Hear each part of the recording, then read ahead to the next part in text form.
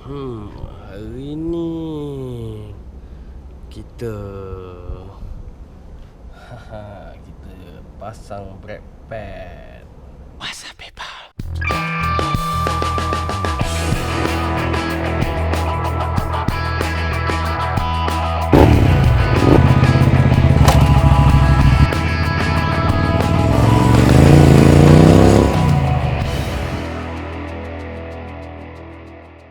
Assalamualaikum guys, and what's up people, welcome back to my channel.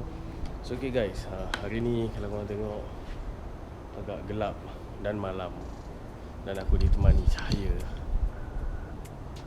satu lampu mati. So aku terpaksa sebab in case of emergency, brake aku dia dah bunyi teruk lah, macam-macam bunyi ada, macam-macam lagu dia nak bunyi. So sekarang ni aku nak pasang brake pad lah. So brake pad ni aku beli under brake pad Daytona. Okay, Daytona VX brake pad. So dia colour hitam.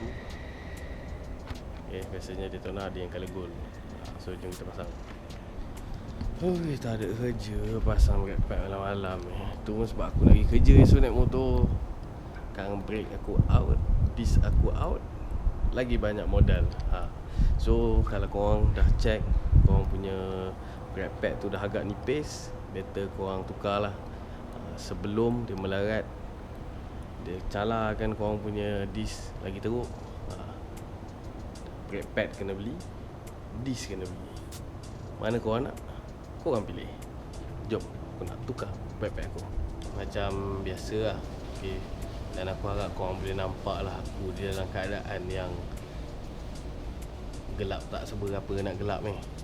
Okay, so one thing macam biasa, right? Aku akan tukar brake pad untuk Naza Blade 650. So Naza Blade 650 dia punya caliper lain sikit daripada 250. So Naza Blade 650 dia pakai 4-port caliper. So dia dua-dua, dua sini, dua sini. So 4-4 ni aktif lah. Dia bukan dua saja untuk tolak sampai habis. Jadi dia kepit dua-dua. Jadi dia memberikan kecengkaman yang bagus. Sebelum aku buka caliper, aku akan longgarkan sini dulu. Sebab dua ni dia pegang brake pad. Alright. Okay, selepas aku dah longgarkan dua ni, aku akan buka sini pula untuk cabut terus caliper. So 4 skru ni jangan buka. Buka 4 skru ni terbelah dua cerita dia.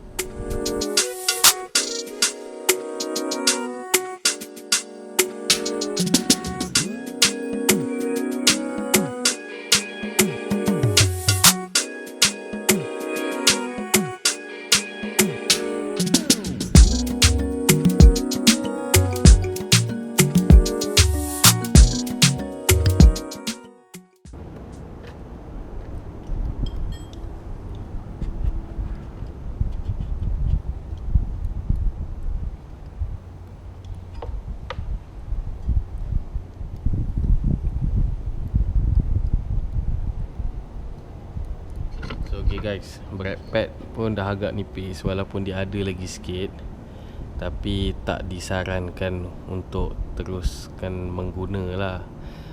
Jadi agak bahaya lah kat situ.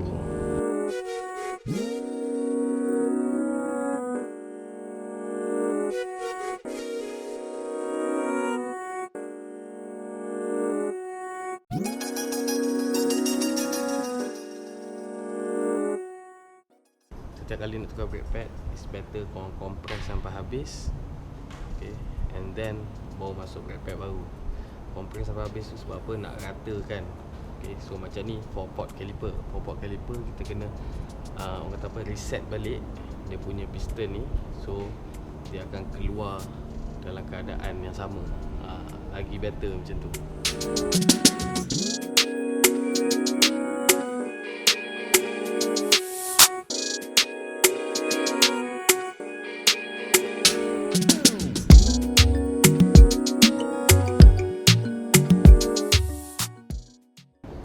Jom kita buka brake pad baru. Kita tengok sikit macam mana dia punya ni. Mana dia punya pergi.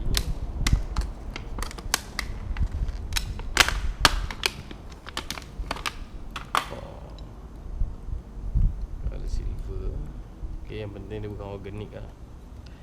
Brake pad biasa ni. Okay, aku pakai pun bukan untuk. Okay, so brake pad ni kegunaan untuk biasa saja okay, untuk kegunaan harian atau apa-apa. So kena ingat kalau nak gunakan dengan penuh kekerasan tanpa kasih sayang, ini bukan brake pad dia lah.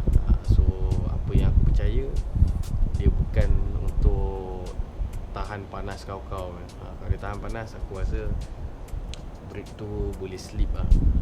Jadi kalau korang nak pakai brake pad yang bagus, kalau korang nak pakai brake pad yang untuk tahan track atau apa-apa lain, kegunaan lain yang agak agresif, better korang beli yang lebih mahal lah.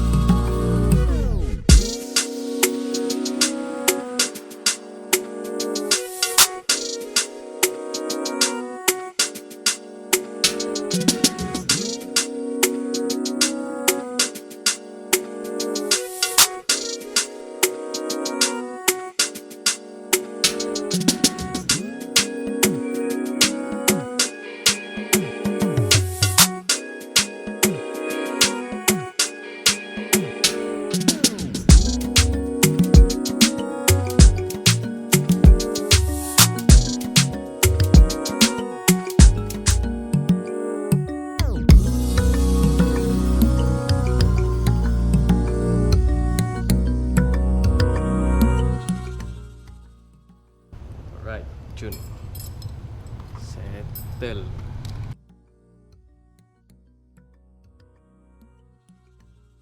So okay guys, aku harap korang dapat faham apa yang aku buat dan apa yang aku cuba tunjukkan.